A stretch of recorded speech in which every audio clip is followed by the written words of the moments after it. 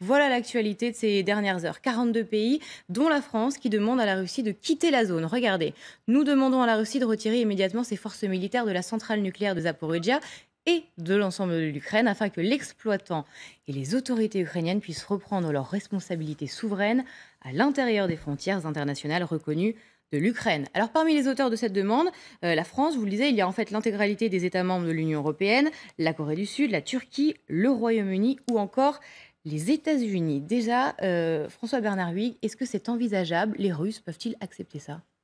A priori, non. Parce que plusieurs questions.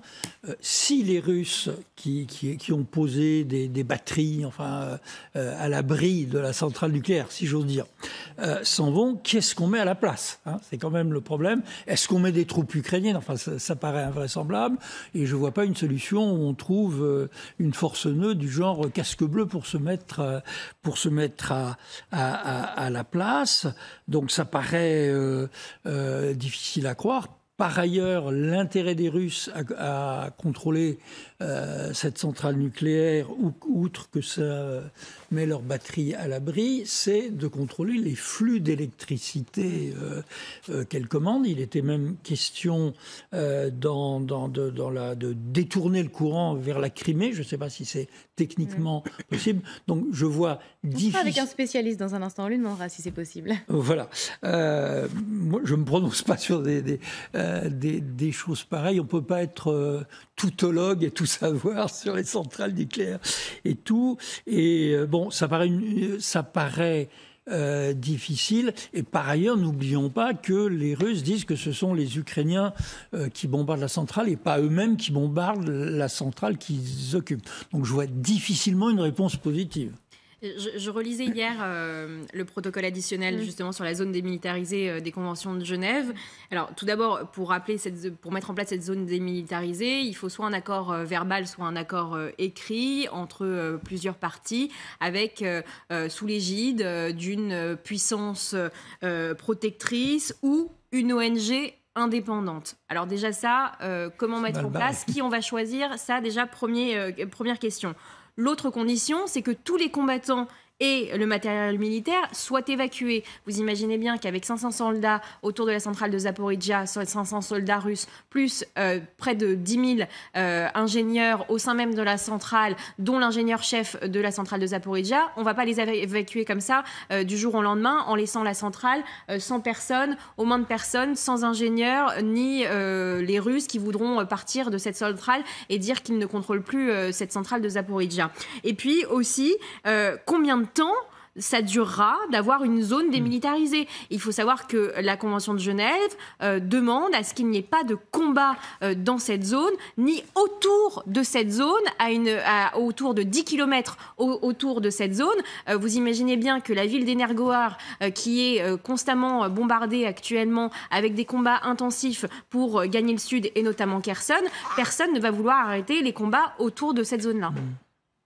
Justement, vous parliez de la ville tout à proximité Energoar, c'est aussi la source des informations de où viennent les tirs. C'est-à-dire qu'autour de cette centrale, il y a des villes qui sont bombardées par la Russie, qui sont attaquées. Notamment.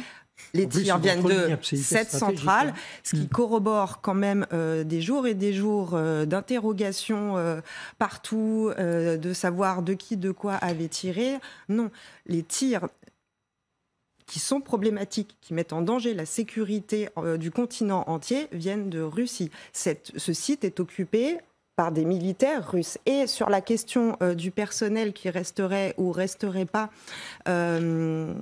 si cette zone était le lieu d'une intervention internationale pour régler quand même ce problème qui est absolument majeur au niveau mondial, ce personnel est ukrainien. Ce personnel ukrainien ne demande que les militaires russes s'en aillent.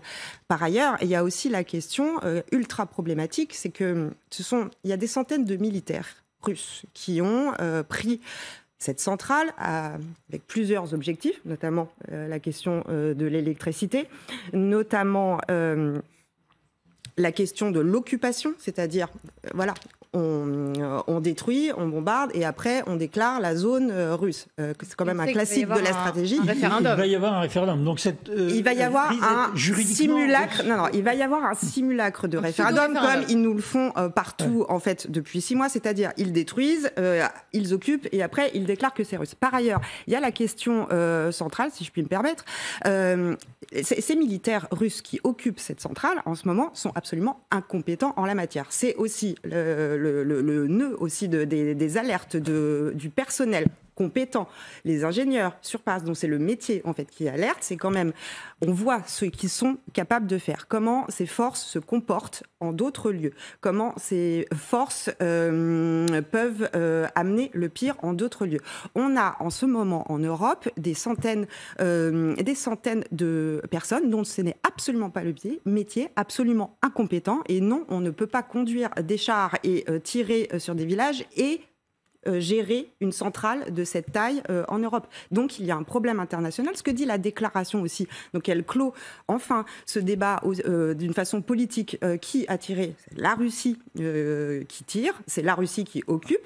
Et accessoirement, le problème central, c'est que ce site est avant tout... On ne sait pas si c'est la Russie... non, on ne sait pas si la Russie se tire sur elle-même. Soyons... Oui. Selon les sources directes, j'insiste, selon les sources directes, les témoins oculaires et ceux qui le vivent au quotidien, de façon unanime autour de la centrale, et on ne va pas expliquer que ça pourrait être la propagande d'un gouvernement qui va partout dans les villages dire attention, si un journaliste se pointe, vous dites ça, ce n'est pas vrai, ça ne marche pas comme ça. Quand même, on est journaliste, potentiellement. Ce n'est pas juste ils tirent pas sur eux-mêmes. Si je puis me permettre de finir mon propos, je trouve qu'on a tendance aussi facilement dans cette histoire à décrédibiliser automatiquement la parole des témoins et des victimes sur place. C'est-à-dire qu'aussi ce scénario, excusez-moi, il se répète depuis 6 mois.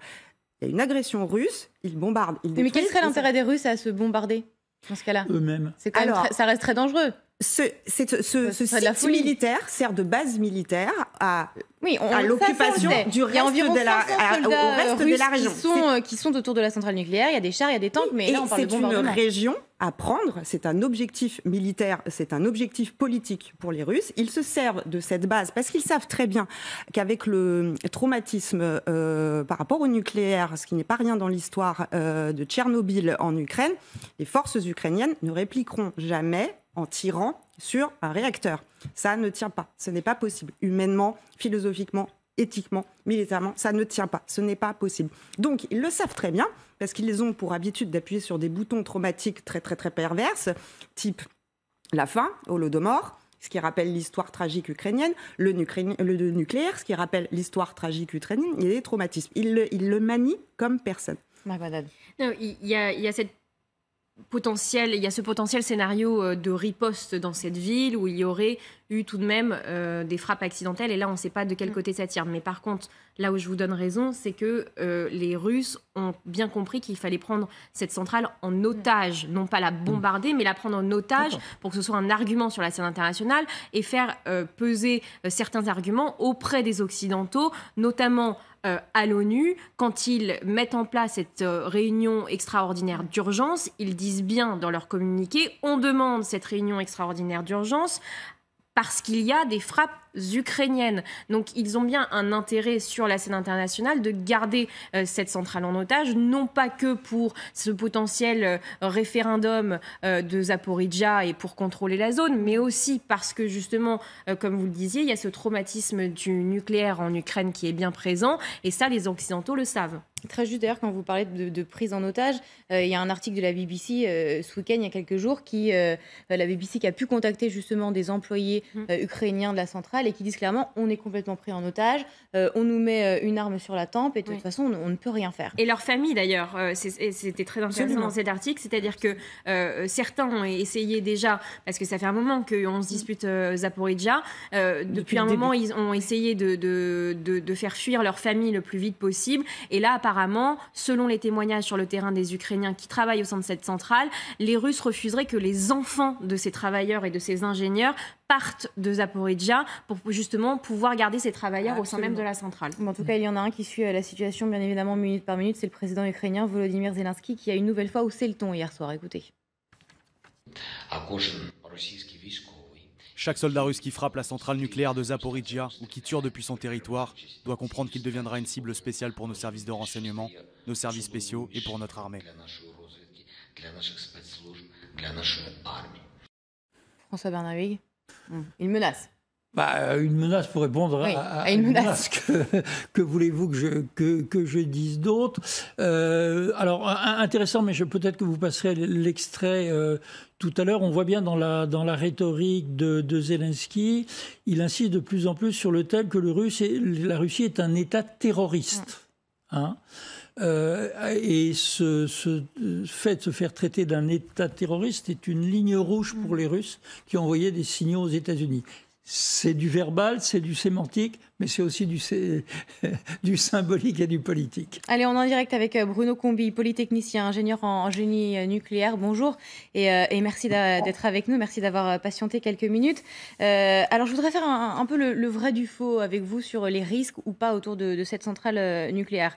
On le rappelle, les alertes se multiplient. Le patron du nucléaire ukrainien, Energoatom, dit que l'heure est grave. Celui de l'ONU, Antonio Guterres, dit qu'on est à 2 doigts de l'anéantissement nucléaire. Le maire d'Energodar, lui, a dit ce week-end que les risques augmentaient chaque jour. Bruno Combi, qu'en est-il? Est-ce que là, on a tous les ingrédients finalement réunis pour un scénario catastrophe? Est-ce qu'il y a un risque réel de catastrophe nucléaire? Alors oui, les risques existent, que la situation s'aggrave et qu'il se passe des choses à Zaporijia. Pour autant, et pour l'instant, il n'y a eu aucun mort et aucun relâchement de radioactivité. Et on peut peut-être comparer avec les différents types d'accidents nucléaires qui se sont produits jusqu'à maintenant historiquement. Il y a eu 3 gros accidents nucléaires dans l'histoire de l'humanité. Le premier, c'était Tchernobyl, qui est le plus grave, en avril 1986, avec relâchement massif de radioactivité dans l'environnement puisqu'il n'y avait pas d'enceinte de confinement. Le deuxième plus grave, c'était Fukushima en mars 2011, où il y a eu des relâchements de radioactivité dans l'environnement, mais de l'ordre de 10 fois moins parce qu'il y avait une petite enceinte de confinement, pas très épaisse et en acier, de 10 cm, 20 cm d'épaisseur. Et la centrale de Zaporijia est plutôt comparable au réacteur de Three Mile Island qui a été accidenté en 1979 aux États-Unis, où il y a eu aussi une perte de contrôle du réacteur. Le réacteur a fondu. Donc les substances radioactives se sont libérées dans l'enceinte de confinement, mais il n'y a pas eu de rejet à l'extérieur, donc pas de blessés, pas de victimes, puisque pas de radioactivité dans l'environnement ou quasiment pas. Et donc la centrale de Zaporijia est plutôt comparable à celle de Three Mile Island. Donc de ce point de vue-là, c'est plutôt rassurant. Maintenant, il faut voir que c'est la première fois dans l'histoire du nucléaire civil qu'on a un théâtre de guerre avec des gens qui se tirent dessus au canon, au lance-roquettes, avec des menaces où effectivement la centrale sert en quelque sorte d'objet de chantage, où le personnel travaille avec un pistolet sur la tempe. Donc tout ça sont des situations un peu inédites par rapport à la gestion du nucléaire civil, puisque, rappelons-le, Zaporijia est une centrale civile au départ et elle doit le rester, le redevenir. D'ailleurs, l'Ukraine, comme la Russie, coopéraient jusqu'au début de cette guerre régulièrement avec l'Agence internationale de l'énergie atomique et se sont engagés à permettre l'accès des installations aux inspecteurs de l'Agence internationale de l'énergie atomique. Donc, ils doivent y aller pour voir comment ça se passe et jouer le rôle pacificateur de cette agence qui consiste à vérifier que le nucléaire reste sûr, propre et respectueux de l'environnement. Bruno Combi, j'ai plein d'autres questions, bien évidemment, mais tant que vous étiez en train de parler de comparaison, alors je voudrais justement vous faire écouter un sonore. Bon, vous avez sans doute déjà dû l'entendre, ce que disait Volodymyr Zelensky il y a quelques jours, parce que lui fait très clairement la comparaison avec Tchernobyl, et pour lui, Zaporijia, ça pourrait même être bien pire. Il faut de nouvelles sanctions contre l'État terroriste et contre toute l'industrie nucléaire russe qui crée la menace de la catastrophe nucléaire. Le monde ne doit pas oublier Tchernobyl et doit se rappeler que la centrale nucléaire de Zaporijia est la plus grande d'Europe. La catastrophe de Tchernobyl, c'était l'explosion d'un seul réacteur. La centrale nucléaire de Zaporijia est dotée de 6 réacteurs. Bruno Combi, alors vous nous avez très justement dit tout à l'heure que c'était très compliqué, enfin on ne pouvait pas comparer les deux, Zaporijia et Tchernobyl, mais c'est vrai que Volodymyr Zelensky est quand même dans une rhétorique où il nous dit, voilà, Tchernobyl c'était un réacteur, là on a 6 réacteurs, alors on rappelle que 4 réacteurs, on le voit d'ailleurs sur ce schéma, sont à l'arrêt. C'est vrai que quand on fait la comparaison comme ça, pour nous qui ne connaissons pas le nucléaire, ça peut être inquiétant. Oui, tout à fait. Ça paraît inquiétant quand on compte le nombre de réacteurs. Maintenant, il faut quand même voir qu'à Tchernobyl, il n'y avait pas un réacteur, mais 4 réacteurs. Et un seul des 4 a été accidenté. Donc c'est vrai qu'à Zaporijjia, il y en a 6, mais ce n'est pas du tout les mêmes réacteurs. Les 6 réacteurs ont une épaisse enceinte de confinement en béton armé d'1 mètre d'épaisseur. Cette enceinte de confinement a été conçue pour résister, y compris au choc d'avion, par exemple. Alors, pas forcément de n'importe quel avion de n'importe quelle taille, mais quand même au choc d'un avion qui pèse plusieurs dizaines de tonnes. Donc, ce n'est pas une toute petite roquette ou un petit obus de canon qui va casser cette enceinte. Par contre, bien sûr, ce n'est pas non plus conçu pour résister à l'explosion d'une arme nucléaire, par exemple. Donc, les risques, oui, ils existent, mais les centrales sont beaucoup moins dangereuses qu'à celle de Tchernobyl. À Tchernobyl, il y avait des centaines de tonnes de graphite qui brûlent et qui ont pris feu quand le réacteur a été hors de contrôle à cause de la température qui augmente. Et ensuite, c'est l'incendie qui a rejeté dans l'atmosphère ces centaines de tonnes de substances radioactives qui se sont dispersées et qui ont fait des dégâts dans l'environnement. Là, il n'y a pas de graphite, il y a une enceinte de confinement. Le réacteur est de conception plus récente, plus sûre, plus moderne, avec davantage de systèmes de sécurité. Et si on compare avec Fukushima, où l'explosion extrêmement spectaculaire que nous avons tous vue à la télévision, c'est une explosion d'hydrogène. L'hydrogène est une substance qui apparaît quand le combustible monte en température parce que le réacteur n'est plus contrôlé, n'est plus refroidi. Alors ça monte en température et vers 1500-1600 degrés, les gaines de zirconium réagissent avec le combustible nucléaire et ça chauffe et il se dégage de l'hydrogène. À ce moment-là, cet hydrogène peut être explosif au contact de l'oxygène de l'air. Mais tout ça, c'est quand les systèmes de sécurité qui existent à Zaporijjia n'ont pas fonctionné. Alors bien sûr, il y a des risques, peut-être que ça peut se produire, mais je remarque que pour l'instant, ni un camp ni l'autre ne souhaitent la perte du réacteur. Et donc ça, c'est plutôt un élément rassurant. Maintenant, il y a des menaces qu'on entend, par exemple les Russes qui disent Zaporijjia sera russe ou ne sera pas. Donc Oui, ça, mais c'est alors là, je une vous arrête menace tout de suite, Bruno Combi. sabotage Ça a par été les démenti par l'Institut pour l'étude de la guerre. Apparemment, c'était une citation, en l'occurrence, qui était reprise, qui était fausse. Bon, Eh bien, je vous écoutez, apporte la c'est précision. plutôt une bonne nouvelle, mais au Oui. cas où le réacteur fondrait, il faut voir que, par exemple, à Zaporijjia, il y a des recombineurs d'hydrogène qui permettent de neutraliser cet hydrogène qui se dégagerait, et ces recombineurs n'existaient pas à Fukushima. Donc, a priori, les principaux risques liés à Tchernobyl ou à Fukushima, on n'a pas une situation aussi défavorable à Zaporijjia, et d'autant plus si les deux parties, comme vous le soulignez, ne souhaitent pas la destruction du réacteur. Il n'y a pas de raison qu'il soit détruit. Les Russes qui occupent cette centrale, bien sûr, les militaires russes recrutés récemment pour faire la guerre n'ont pas de connaissances nucléaires particulières. En revanche, les ingénieurs de Rosatom qui ont conçu et construit cette centrale, et dont un certain nombre sont aussi sur place aujourd'hui, eux savent parfaitement faire fonctionner cette centrale et connaissent parfaitement les risques. Bruno Donc on Combi. n'est pas dans la situation d'un chien fou qui ferait n'importe quoi, n'importe comment, de manière désordonnée, avec des risques importants d'explosion résultant de situations malencontreuses et involontaires. Si destruction il y a, elle sera volontaire en l'occurrence. Une question de Margot Haddad pour vous, Bruno Oui, Combi. bonjour Bruno Combi. J'ai une question concernant les réacteurs. J'ai bien compris que c'était les mêmes qu'à Fukushima, des réacteurs à eau pressurisée. Mais j'ai lu qu'ils avaient été inaugurés en 1985 et qu'ils avaient une durée de vie entre 40 à 60 ans. Donc je vous laisse faire le calcul. Je voulais savoir s'il y avait un risque que ces réacteurs devenaient un peu trop vieux et que justement leur sécurité qu'on met en évidence sur leur plateau pourrait être mise à mal. Non, ces réacteurs ne sont pas trop vieux. Les réacteurs à eau sous pression, puisqu'il s'agit de cela, sont effectivement, peuvent aller jusqu'à typiquement 60 ans. Même aux États-Unis, maintenant, on parle de 80 ans, voire peut-être 100 ans. Le risque existe à Zaporijjia, mais ces risques sont liés clairement à la guerre, à la tension, au fait que le personnel est sous pression, travaille avec un pistolet sur la tempe, et surtout au risque éventuel de destruction volontaire, mais ça ne semble pas être le cas ni d'un camp ni de l'autre.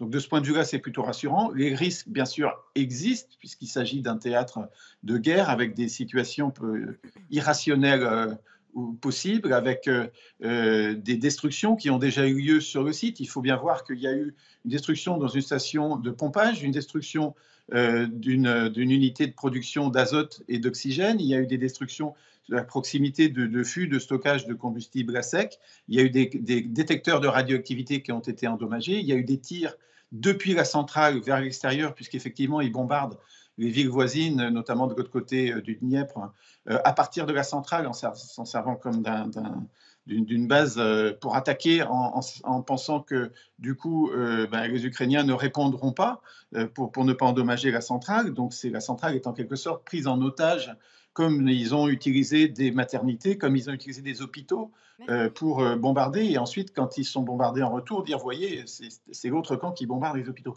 Merci. Donc tout ça est d'assez mauvaise foi, de la part des Russes notamment. Et ce n'est pas des choses à faire dans une centrale nucléaire. Donc il faut mettre plus de poids encore sur la demande du directeur général de l'Agence internationale de l'énergie atomique. Oui, les inspecteurs doivent y aller et le plus vite possible. Et il faut démilitariser cette zone. L'ONU a parfaitement raison. Maintenant, c'est un peu un vœu pieux puisque les belligérants, en tout Merci cas beaucoup, certains, Bruno Combi. ne veulent pas. Et il faut faire en sorte qu'aucun accident grave n'arrive dans cette centrale. Les risques existent, mais ils sont parfois exagérés. Merci beaucoup. Je suis désolée de vous presser, mais c'est vrai que l'heure avance. C'était très intéressant de vous avoir, d'avoir votre expertise sur le sujet.